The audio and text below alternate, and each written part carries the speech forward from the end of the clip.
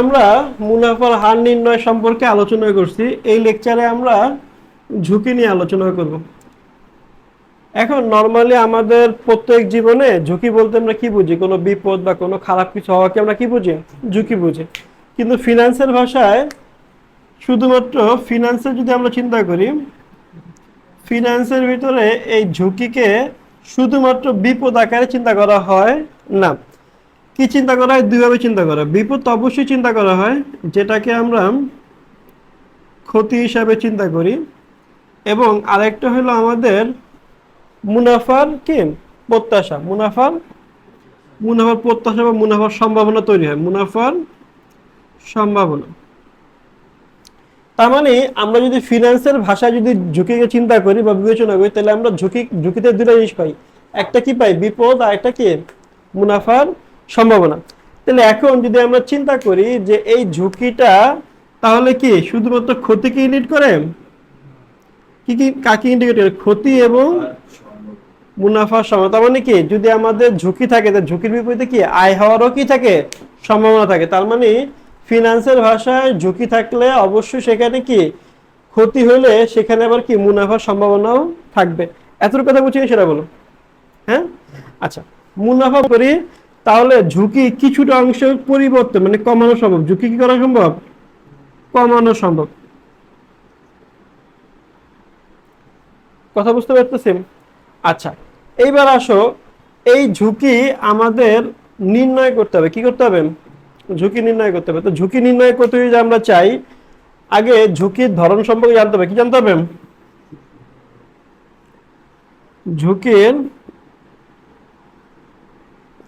ঝুঁকির ধরন। এই ঝুঁকির ধরনকে আমরা দুইটা ভাগে ভাগ করতে হয়। কয় ভাগে? এখন এই ঝুঁকির ধরন দুই ভাগে ভাগ করি কেন? সেটা আবার ডিপেন্ড করে বিনিয়োগের উপর। কার উপর?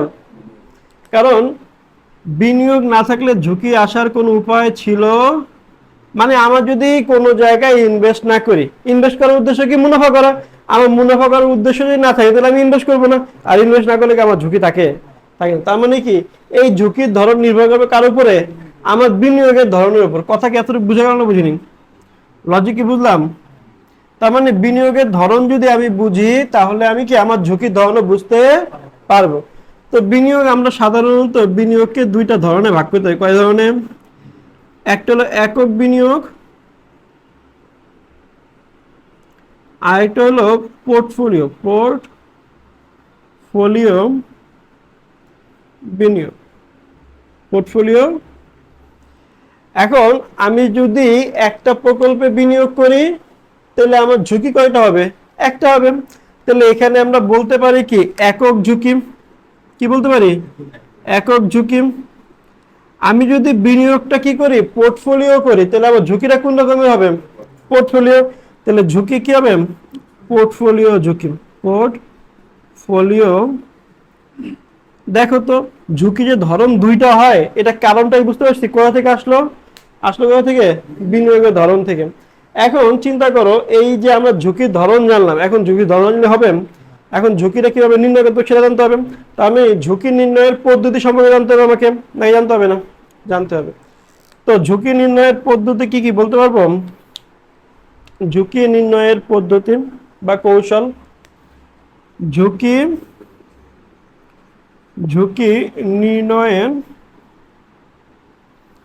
নির্ণয়ের কৌশল।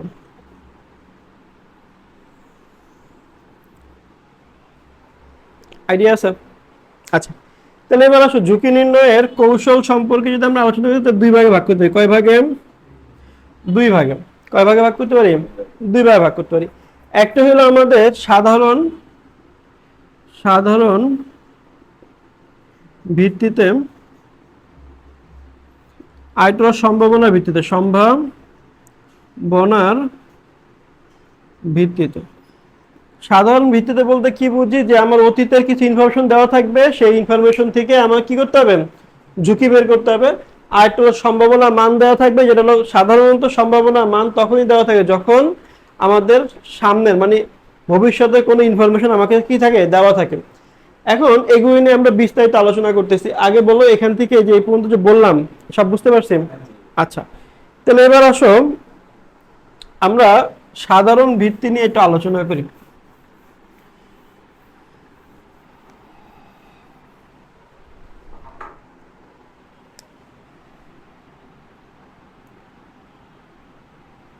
সাধারণ ভিত্তিতে ঝুঁকি। এখন আমরা যদি চিন্তা করি ঝুঁকিতে আসলে কি কি নির্ণয় করি বলতে পারবো আমরা? আমাদের যখন ম্যাথ আসবে, ম্যাথে আসলে ঝুঁকি তো নির্ণয় করতে বলবে, কিন্তু ঝুঁকি কি কি নির্ণয় করতে বলবে? ঝুঁকি নির্ণয়ের জন্য আমাদের দুইটা লক্ষ্যমাত্রা থাকে। একটা হলো আদর্শ বিচ্যুতি বের করতে বলে স্যাররা, আদর্শ বিচ্যুতি। আরেকটা হলো আমাদের বিভেদাঙ্ক। বিভেদাঙ্ক এভাবে লেখা হয়, আবার এভাবে লেখা হয়, বিভেদাঙ্ক। এটাকে আমরা পরিমিত ব্যবধানও বলি। আদর্শ বিচ্যুতি কি বলি আমরা? পরিমিত ব্যবধান। এটাকে আমরা এই সিগমা দ্বারা প্রকাশ করি, আর এটাকে আমরা সিবি দ্বারা প্রকাশ করি। তো এখন আমি যদি চিন্তা করি সাধারণ ভিত্তিতে ঝুঁকি নির্ণয় করতে বললে আমাদের এই দুই ধরনের কনসেপ্ট বের করে আমরা কি করব? ঝুঁকিকে নির্ণয় করব, ঝুঁকিটা বেশি না কম। কথা বুঝতে পারছেন? বুঝিনি। কারণ ঝুঁকি আমাকে নিতে হবে, বিনিয়োগ করতে হলে আমাকে কি করতে হবে? ঝুঁকি নিতেই হবে। তো ঝুঁকি নিতে হবে যেহেতু, তখন আমরা কি করব? ঝুঁকিটা নির্ণয় করব কয়টার মাধ্যমে? আদর্শ বিচ্যুতি এবং কি বিভেদাঙ্কের মাধ্যমে। যখন আমাদের এই মানগুলা কম হবে, কি হবে? কম হবে, তখন আমরা বিনিয়োগ করব, বেশি হলে বিনিয়োগ করব না। তাহলে এবার চিন্তা করি আদর্শ বিচ্যুতি নির্ণয় করাটা আমরা যদি শিখতে চাই, তার আগে আমরা একটু সাধারণ ভিত্তি নিয়ে আলোচনা করি। সাধারণ ভিত্তি বলতে আমরা কি বুঝি? এই ম্যাথ করার সময় আমরা কি করি? সাধারণত ডাইরেক্ট মুখস্থ করি, প্রশ্ন সম্ভাবনা মান দেওয়া আছে আর দেওয়া নেই, দেওয়া না থাকলে এই ফর্মুলা, দেওয়া থাকলে আরেক ফর্মুলা। তো এই মুখস্থ করা আসলে বিষয় না, বিষয়টা কি নির্ভর করে কনসেপ্টের উপর। কথা বুঝতে হবে, ফর্মুলা কখনোই কি মুখস্থ করার কোনো প্রয়োজন হয় না। কনসেপ্ট যদি আমরা বুঝি তাহলে ফর্মুলা ক্রিয়েটের পিছনে কি লজিকগুলো আমরা বুঝতে পারবো। তো এখন আমরা এই আদর্শ বিচ্যুতি এবং সিবির যে মান, এই মানগুলোর ফর্মুলা কিভাবে আসলো সেগুলো নিয়ে আলোচনা করব। প্রথমে আসি এখানে আলোচনা করি সাধারণ ভিত্তিতে যদি আমার ঝুঁকি নির্ণয় করতে হয়, সেক্ষেত্রে আমাদের কি প্রশ্নে সম্ভাবনা মান সাধারণত দেওয়া থাকে না। এক্ষেত্রে আমাদের অতীতের যে আয়ের হার বা চলকগুলো, চলক বলতে আমরা কি বুঝি? ধরো আমাদের প্রশ্নে যে আয়ের হারগুলো দেওয়া থাকবে, আয়ের একটু আমরা ম্যাথ করাবো তখন দেখবো আমাদের কি দেওয়া থাকে প্রশ্নে, এরকম এভাবে করে কি দেওয়া থাকে? আয়ের হার। ধরো প্রথম বছর, এভাবে এক বছর, প্রথম বছর, দ্বিতীয় বছর, তৃতীয়, এভাবে করে আমাদের মান দেওয়া থাকে। আয়ের হার ধরো এখানে 10%, এখানে 12%, এখানে।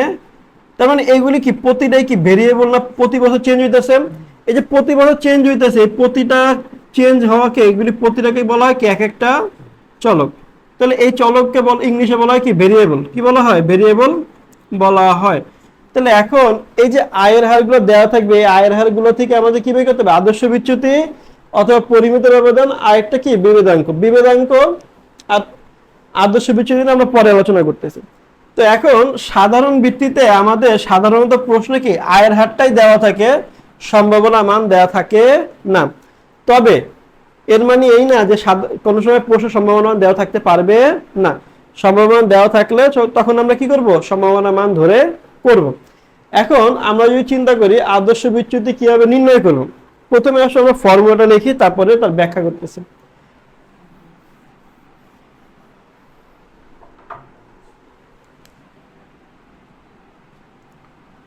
আদর্শ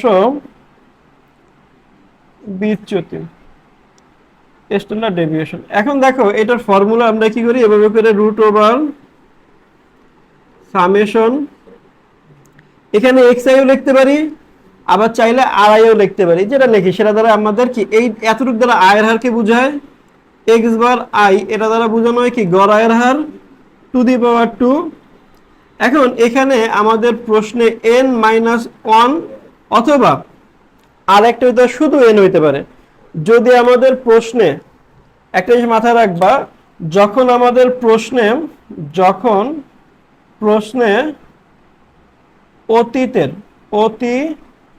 অতীতের ইনফরমেশন দেওয়া থাকবে, অতীতের ইনফরমেশন যদি আমাদের দেয়,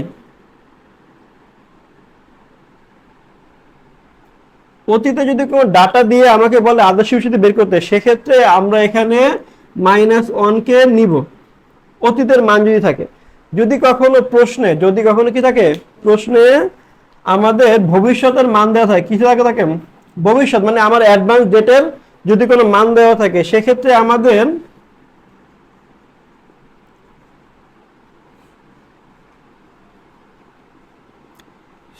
আমাদের এই ফর্মুলায় জাস্ট একটা চেঞ্জ আসে কি, যে xi minus x bar to the power 2 divide by n, তখন আর n থেকে কি 1 মাইনাস করার দরকার হয়। এটা কখন করব আমরা, যখন প্রশ্নে ভবিষ্যতের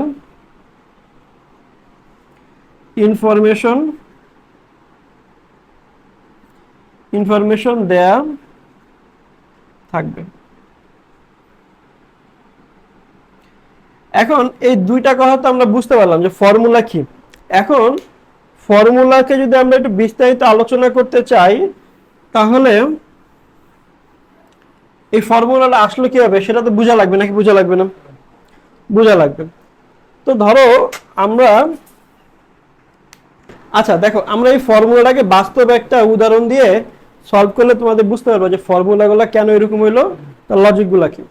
দেখো, যদি আমরা চিন্তা করি যে দুইজন ব্যাটসম্যান, বাংলাদেশ টিমে ধরো দুজন ব্যাটসম্যানের কথা বলি, 5টা ম্যাচের আমরা গড় করে নিই। হ্যাঁ, এখানে লিখলাম ম্যাচ, এখানে লিখলাম রানের পরিমাণ,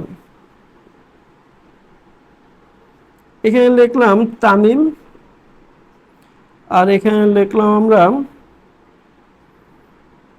ধরো সাকিব। এখন প্রথম ম্যাচে তামিমের প্রথম, দ্বিতীয়, তৃতীয়, চতুর্থ, পঞ্চম। এখন যদি আমরা চিন্তা করি প্রথম ম্যাচে, প্রথম থেকে 5 ম্যাচ পর্যন্ত তোমরা একটা রান বলো, তামিম কত করছে বলো, সাগর বলো।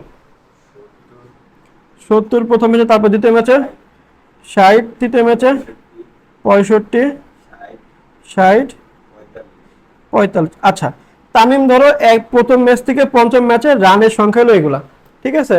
আর সাকিবের রানের সংখ্যা বলো। 90, 60, 50, 60, কত, 40। আচ্ছা, এখন ধরো এই দুইটা প্লেয়ারের রান দেওয়া আছে। এখন চিন্তা করো এই দুইটা প্লেয়ারের ভিতরে যদি পরীক্ষায় তোমাকে জিজ্ঞাসা করে যে এই ডাটাগুলো দেওয়া আছে, দিয়ে বললো যে বলো কোন প্লেয়ারটা বেশি ভালো সাস্টেনেবল, মানে যাকে আমরা পরের ম্যাচের জন্য খেলাবো। ধরো দুইজন থেকে একজনকে আমি রিস্ক ফ্রি চিন্তা করতে, যে দুইজনের ভিতরে একজনকে খেলাবো, তো কাকে খেলাবো।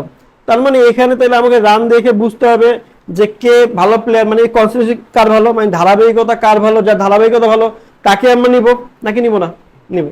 আচ্ছা, এইবার আমরা যদি চিন্তা করি যে তামিম এবং সাকিবের দুইজনের মান দেয়া আছে আমাদের, ঠিক আছে। ধরে নাও এই মানগুলাকে, এই ভেরিয়েন্স গুলাকে আমরা xi দ্বারা চিন্তা করব। কি দ্বারা চিন্তা করব? xi। এখন এখানে কয়টা ম্যাচ খেলছে তারা? 5টা ম্যাচ খেলছে। তাহলে এখন আমাদের বের করতে হবে আদর্শ বিস্তৃতি যদি আসে, এটা কেন আসে, এটা লজিকগুলো বুঝি একটু। এই যে আমাদের রানের সংখ্যা আছে, ঠিক আছে, তো আসো আমরা যদি এভাবে বের করি গড় রান। গড় রান বলতে আমরা কি বুঝি, যতগুলো রান করছে, তাহলে সামেশন কি লিখবো, রান, আর ডিভাইড বাই কি হবে, এখানে ম্যাচ, তাহলে ম্যাচকে আমি যদি এন ধরি, আর রানকে যদি আমি আয়ের হার ধরতে পারি। আচ্ছা, এইবার এখানে যদি আমি লিখি যে দুইটা প্লেয়ারের নাম, প্রথমে সাকিবেরটা বের করি, তামিমেরটা বের করি। তামিম কি করছে দেখি তো একটু। এখন তামিমের এই যে ম্যাচের রানগুলো যোগ করতে হবে, কত কত হবে, 70, 60, একটু বলো আমাকে। 70, 60, 65, 60, 45। এখন এখানে কয়টা ম্যাচ খেলছে এই রানগুলো করার জন্য? 5টা ম্যাচ করছে। এখন এই 5 ম্যাচ লিখলাম, এখন উপরে যোগ করলে দেখো যোগফল কত হয় 300। এই 300 কে যদি আমি 5 দিয়ে ভাগ করি তাহলে কত আসে 60। তাহলে 60 রান করছে কে তামিম। আচ্ছা তামিম যদি 60 করে, এবার আমরা সাকিবেরটা বের করি। আচ্ছা সাকিবেরটা যখন বের করব তখন একই কাজ, সাকিবের রানগুলো বলো একটু। 90, 60, 50, 60, 40। এই যোগফল করি, যোগফল কত আসে 300, ভাগ 5 করি তাহলে কত আসে। এখন যদি আমাদেরকে বলা হয় এতটুকু দেখে যদি আমরা চিন্তা করি তাহলে দুইজনই সেম। আচ্ছা তাহলে এখন দেখো আমাদের মূল যে ফর্মুলাগুলো তৈরি হওয়ার পিছনে কারণগুলো একটু বুঝবো। তাহলে এখন দেখো আমরা কি এখন কাউকে বাদ দিতে পারতেছি এখান থেকে। এখন পরবর্তী কাজ হলো আমাদের দেখা যে এই যে গড় রানটা করছে, এই গড় রান কিরকম, মানে দূরত্বটা কিরকম, গড় রান থেকে তার প্রতি ম্যাচের রানের দূরত্বটা কিরকম। যদি আমি দেখি তাহলে তো ধারাবাহিকতা পেয়ে যাবো, নাকি পাবো না? পাবো। তাহলে এখন এই যে রানগুলা করছি না আমরা, এই রান থেকে গড় রান যদি আমি বাদ দেই তাহলে কি পাবো, তাহলে কি প্রতি ম্যাচের গড় রানের ব্যবধান পাবো, গড় রানের কি পাবো ব্যবধান। তো আমরা বলছিলাম এটাকে আপাতত আয় চিন্তা করো, তাহলে আয় যদি চিন্তা করো তাহলে প্রতিটা কি এখানে গড় আয় কত 60। তাহলে এখন আয় থেকে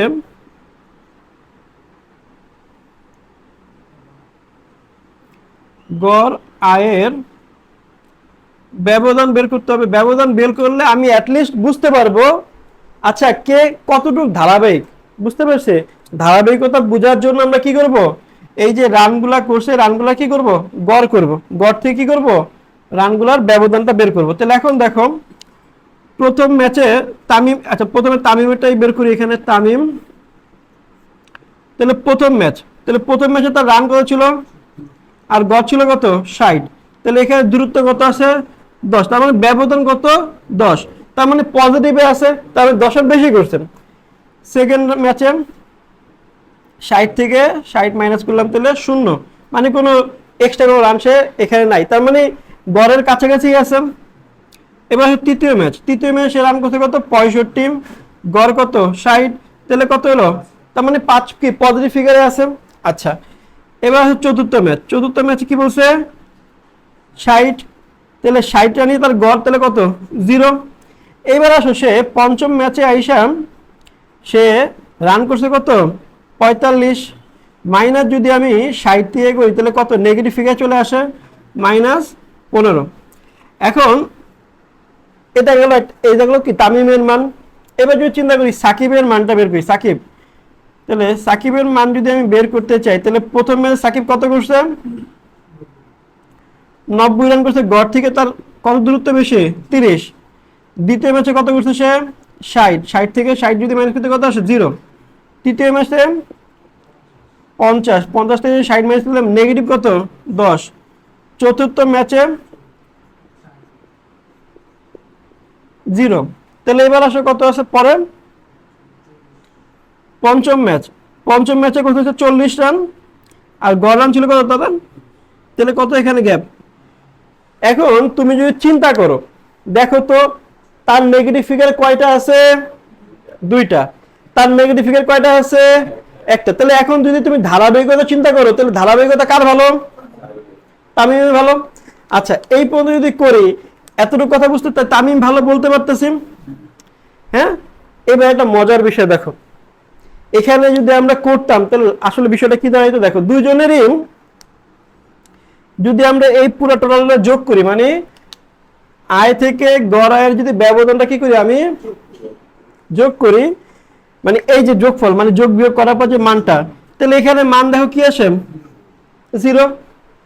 আচ্ছা এই পাশে যদি যোগ বিয়োগ করে মান বের করি এর মানও 0ই আসে, কারণ আমরা জানি আয় থেকে যদি গড় আয় বাদ দেই তাহলে মান আলটিমেটলি যোগফল কি বের হবে 0।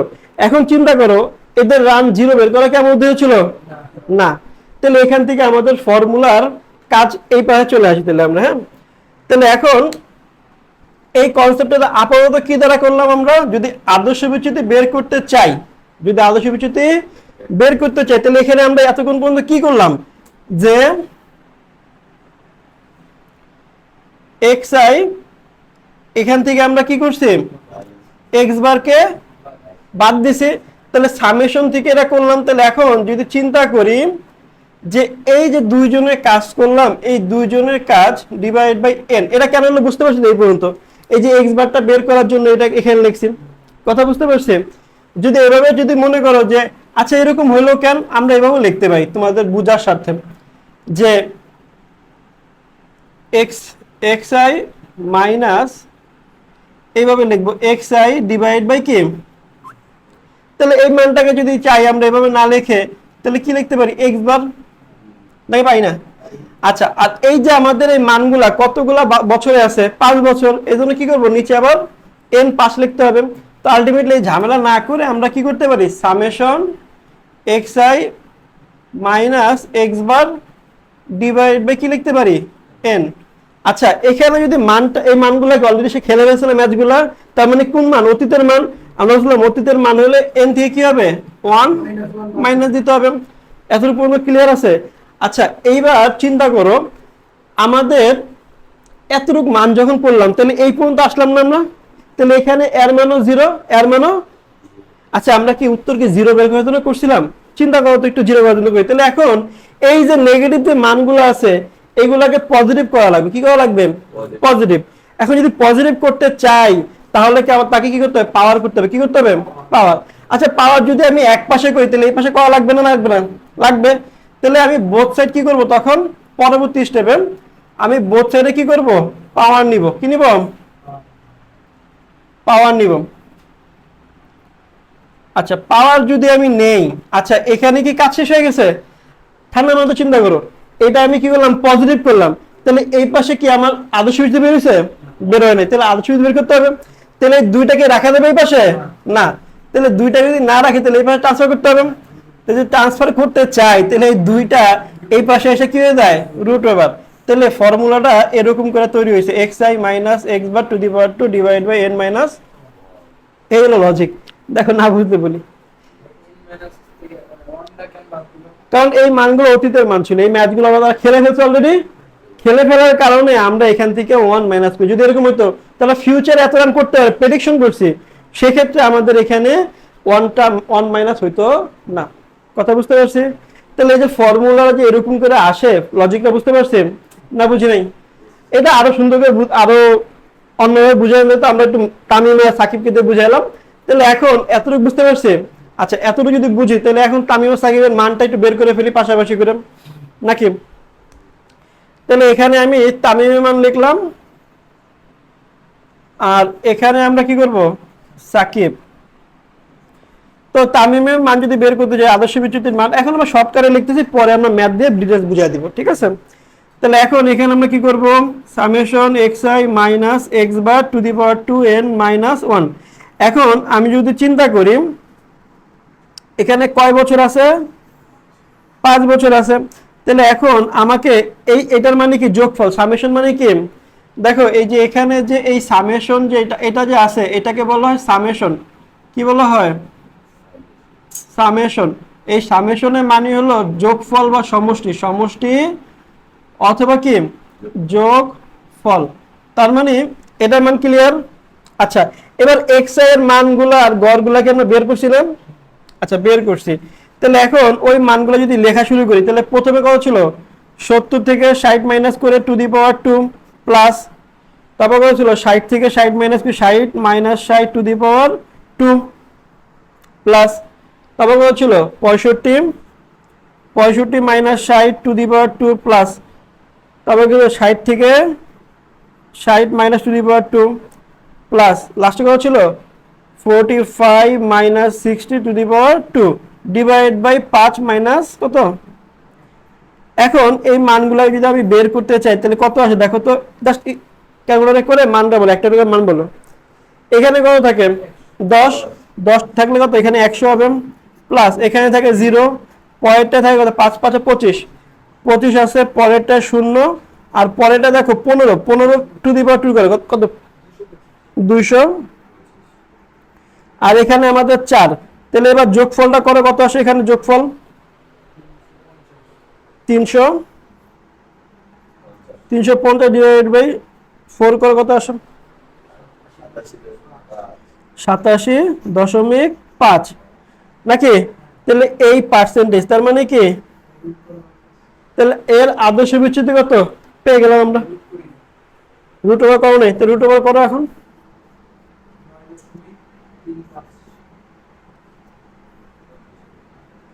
9.3।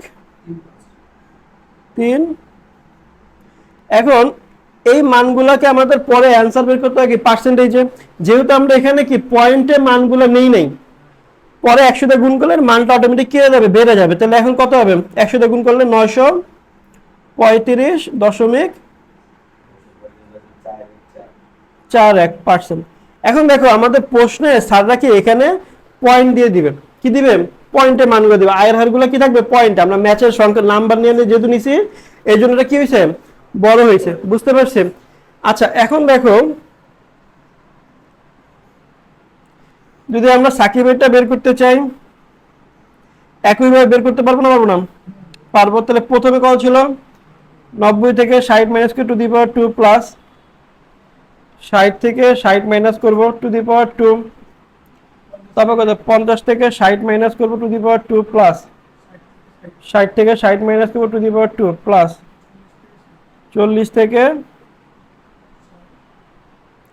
Divide by 5 minus 1। তাহলে এখন এখানে উপরে মান কত থাকে, এখানে থাকে 30 নাকি? 30 কে যদি আমি টু দি পাওয়ার করি তাহলে কত আসে, 900। তাহলে 900 লিখলাম প্লাস, এরপরে 0, এরপরে -10 থাকে তাহলে 100, তারপরে এখানে 0, তারপরে 20 নাকি 400 ডিভাইড বাই 4। তাহলে এখন এখানে কত থাকে বলো তো,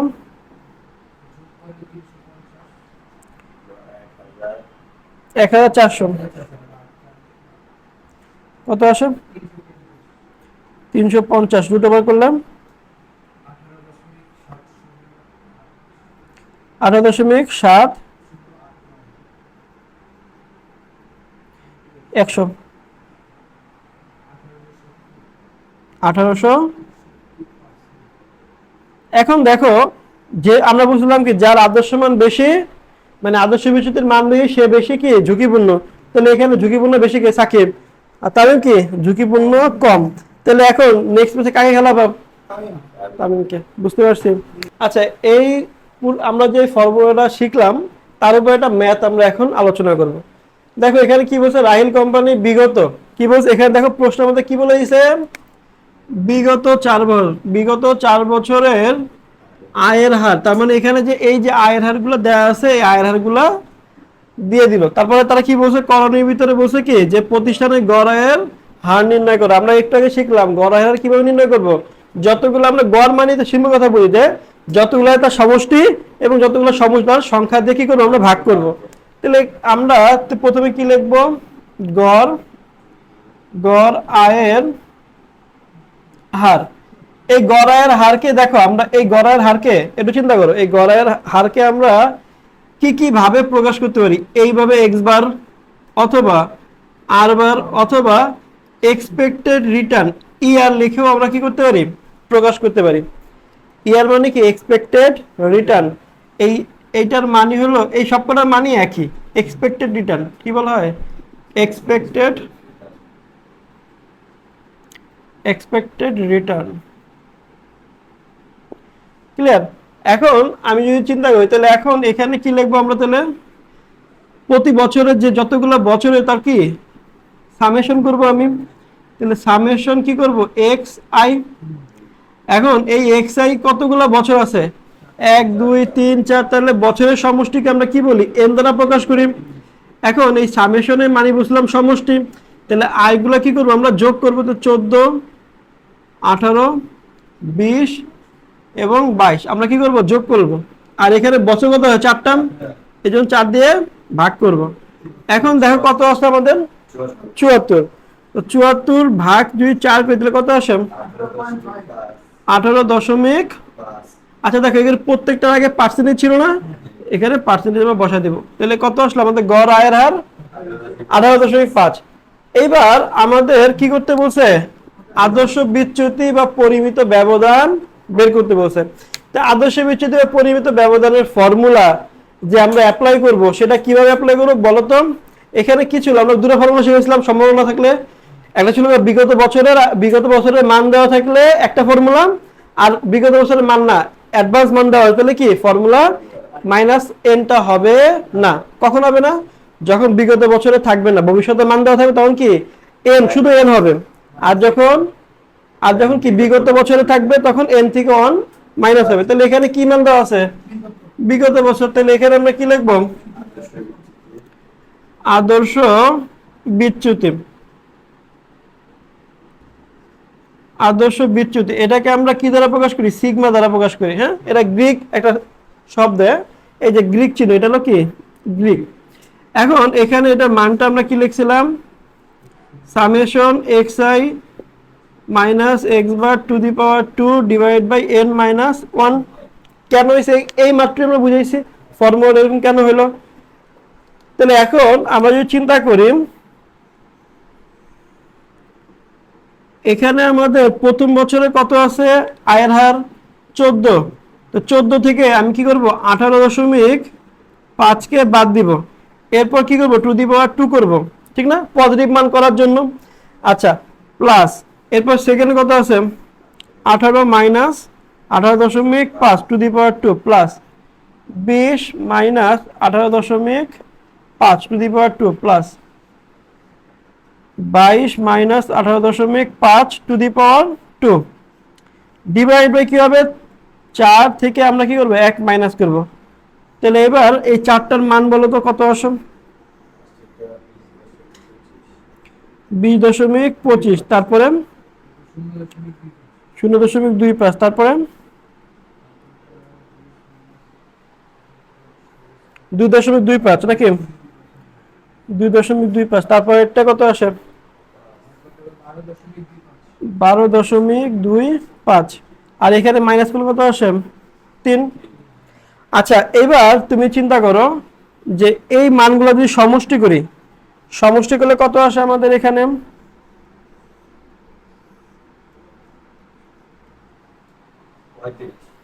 35। তো 35 থেকে যদি আমি 3 মাইনাস 3 দিয়ে ভাগ করি কত আসে? 11.67। এটা যদি রুট ওভার করি 3.4, বুঝলি 3.42। এটাকে যদি আমি পার্সেন্টেজ রূপদান করি তাহলে কি হবে? 100 দিয়ে কি করবো আমরা? গুণ করতে যাবো এখন। তাহলে এটাই হলো আমাদের কি, তাহলে আর আদর্শ বিচ্যুতি কত? 3.49। না বুঝলে বলি। আচ্ছা, আমরা আরেকটা অঙ্ক করতেছি, এই অঙ্কটা পড়ি। কি বলছে আমাদের? আরসিসি পাবলিকেশন এর আর্থিক ব্যবস্থাপক নাজিম আগামী 5 বছর, কি বলছে এখানে? আগামী 5 বছরে সম্ভাব্য যে আয়ের হারসমূহ অনুমান করছে তার নিম্নরূপ। তাহলে এখানে 24 সাল থেকে 28 সাল পর্যন্ত মানগুলো দেয়া আছে। তো করণীয় কি বলছে আমাদের? আরসিসি পাবলিকেশনের গড় আয়ের হার নির্ণয় করো, আর বলছে কি পরিমিত ব্যবধান স্ট্যান্ডার্ড ডেভিয়েশন নির্ণয় করো।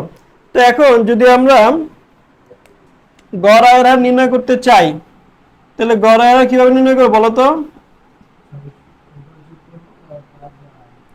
তাহলে আমরা এর আগেও শিখছি, তো এখন আমরা কি করব? যতগুলো আয় আছে অতগুলো আয় কি করব? আমি যোগ করব, কারণ আমাদের কি বলছে? আয়ের হারের কি বলছে? গড়। তাহলে গড় করার জন্য আমি যতগুলো আয় যোগ করি ততগুলো বছর দিয়ে কি করে দেব? ভাগ করে দিব। তাহলে হয়ে গেল আমাদের। তাহলে এখন এখানে আমাদের যদি খেয়াল করি তাহলে কত আছে? 12% প্লাস 15% প্লাস 17% প্লাস 21% প্লাস 24%। তো এখন এগুলি যোগ করি, ডিভাইড বাই কত করব? 5। তাহলে এখন এখানে কত হয় দেখো তো যোগফল? হ্যাঁ, 89। তাহলে 89 যদি আমরা 5 দিয়ে ভাগ করি তাহলে কত আসে?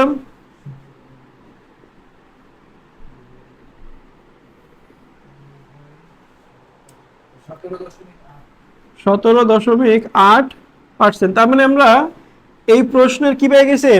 গড় আয়ের হার পেয়ে গেছি। তাহলে এবার আমার 2 নম্বর কনসেপ্ট কি বলছে? পরিমিত ব্যবধান। তো পরিমিত ব্যবধান বের করার সময় আমাদের একটু কনসেপ্টটা চিন্তা করতে হবে। কারণ কি আমাদের প্রশ্নে কি দেওয়া আছে? অগ্রিম কি দেওয়া আছে, অগ্রিম বছরের আমাদের ইনফরমেশন দেওয়া আছে। কি বলছিলাম, আমার যদি অগ্রিম ইনফরমেশন দেওয়া থাকে তাহলে আমাদের যে ফর্মুলা অ্যাপ্লাই করব তখন আমরা কি লিখবো, x i minus x bar to the power 2 divide by কি হবে, এন হবে। এনটা কেন হবে, কারণ আগামী বছরের মানে অগ্রিম বছরগুলো দেওয়া আছে। অগ্রিম বছর হলে কি এখান থেকে এন থেকে 1 মাইনাস করা যাবে, তাহলে শুধু এখানে কি করবো আমরা, এন দিয়ে কি করব, ভাগ করব। তাহলে এখন এখানে খেয়াল করে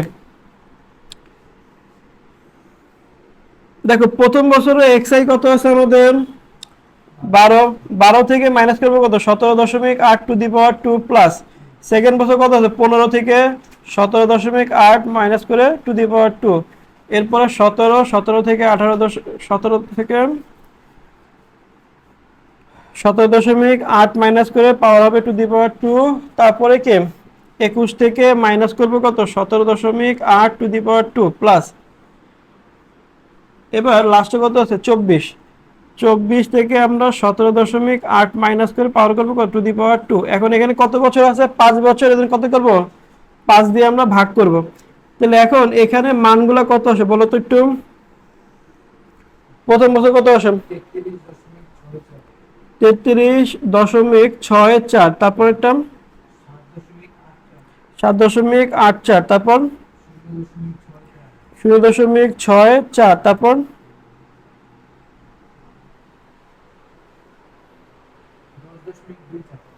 10.24, তারপর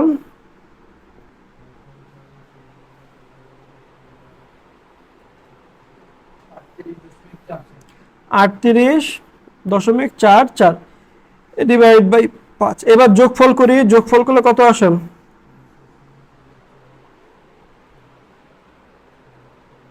এটা তুমি বুঝতেছো,